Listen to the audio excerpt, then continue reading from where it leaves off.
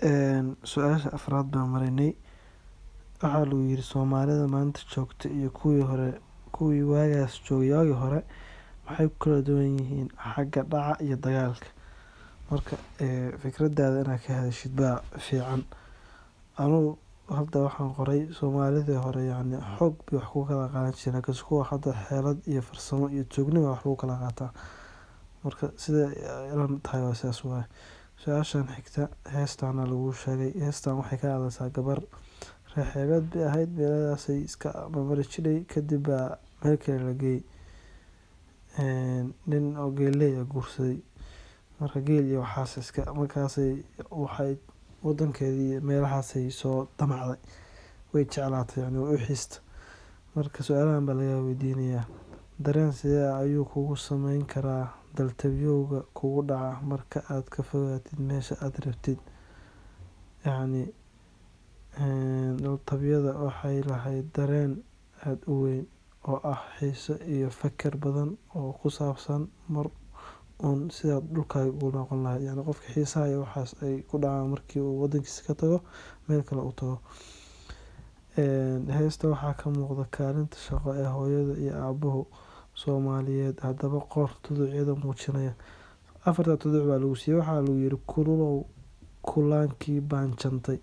Waxay ka wadaa dhulkii cimiladiisa kululeyd oo diiranayd. Qubo qaalin geel la-eg baan jantay. Qubadu waa xayawaanka ku nool badda oo mid ka mid ah oo diinka u eg xogaa. Badda bood bacdeedii baan jantay. Ii keena aabahay baan jantay. Ii koriso hooyaday baan jantay. Marka waxay ka wadaa ii keena hooyaday aabahay wax siin jiray cuntada iyo wax walba ii keeni jiray iyo hooyaday i korin jirtay dhaqaaleyn jirtay. Marka labada tuduc hoos qoraysaa labadaas ka hadlaya kaalinta hooyada iyo aabaha. Su-aasha toddobaad sharax kooban ka bixi sababta heestan imtixaanka loogu soo daray. Sharax haddaan ka bixiyo in ardaygu uu dareemo qiimaha dhulkiisa iyo deegaankiisa arrimahaas ka hadlaysaa. Su-aasha xigta hees baa halkan lagu qoray. Heestan waxaa lagu yiri qof baa qaaday wuxuu yiri alla dheeriyaa dhuxusha ka madoobiya hooyaday baan arkaa lax iyo nayl bay wadaa aabahay baan arkaa hal iyo nirig buu wadaa. Su-aalaha laga weydiiyay marka wax iska aad easy ah weeye. Beedkee ayaa tilmaamaya inuu Afrikaan yahay inaynu Afrikaan nahay sorry. Waxaa tilmaamaya alla dheeriyaa dhuxusha ka madoobiya ilaa Afrikaanku waa madow yihiin.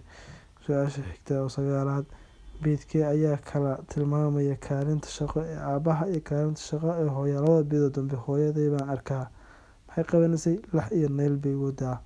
Aabahay baan arkaa wuxuu qabanayay hal iyo nirig buu wadaa. Tan tobnaad sharax ka bixi sida uu u fahantay shaqada ragga iyo dumarka reer guuraaga.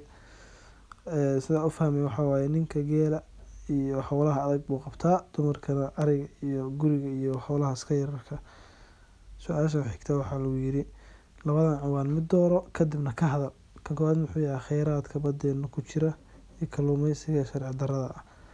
Labo soo tahriibida shisheeyaha iyo sii tahriibida dhalinyarada.